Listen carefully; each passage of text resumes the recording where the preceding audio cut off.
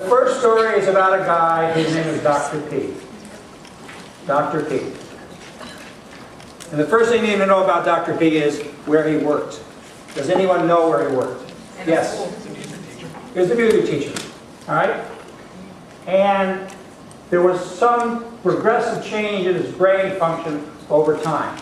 And generally speaking, what was happening to him over time?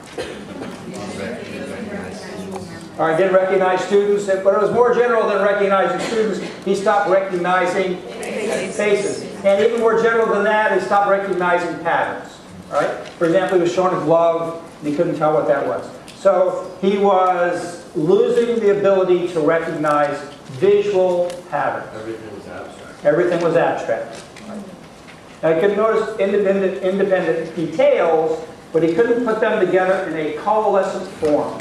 Now, that's a little too wordy, but what that means is you might recognize my nose, you might recognize my ear, you might recognize the mole on my face, but when you looked at me as a totality, you might not be able to tell who I was. He could recognize some people. For example, he was shown a picture of Einstein, and he recognized him because Einstein had very distinctive hair, but not because he recognized the totality. Okay? All right. Let me just keep going. Was he married? Yes. That's something you'd know if you read the story. Those are the kind of questions I'm going to ask you about the story. Was his wife helpful to him?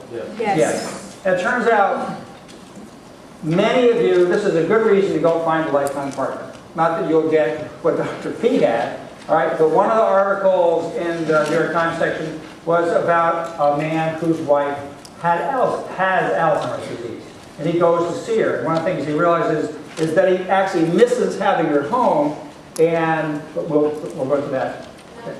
So, go find a partner, okay? Anybody, doesn't matter it is. Turns out the people with partners live longer, they have better health, their insurance rates are lower, but they're not happy. It's a strange character.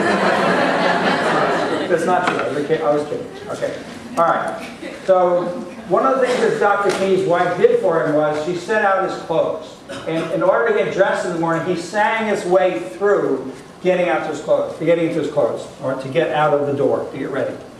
Did he have an impairment of any other type besides the ability to recognize patterns?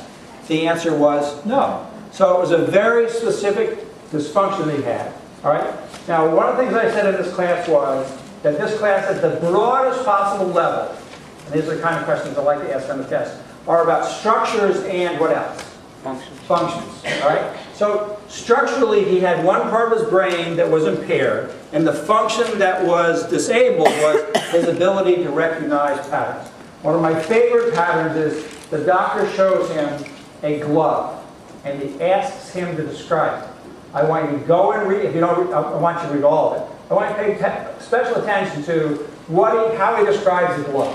All right. I want to talk about right now. So write that down. Know how he describes the glove. All right. Did he paint? Yes. The answer is yes. Did his painting change over his lifetime? Yes. It went from what? It shows his disease. Shows his disease. Where it's extremely realistic and it's something more abstract. Right.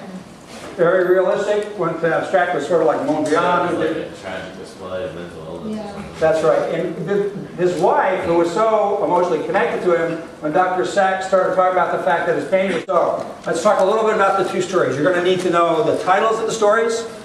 Right? Because I'm going to say in chapter number 1, and I might not tell you the title of it, you're going to need to know the title. All right? And the first chapter is called The Man Who Mistook His Wife for a Hat. All right?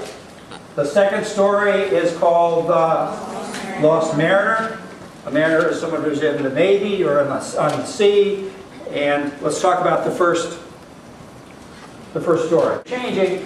She called him a Philistine. She was very angry with him because sometimes it's hard to admit that those kind of things happen. Okay, so those are the kind of details I want you to look for when you read The Man Who Mistook His Wife for a Hat. All right? Now, why is it called The Man Who Mistook His Wife for a Hat? Because he made Because he actually tried to put her on his head.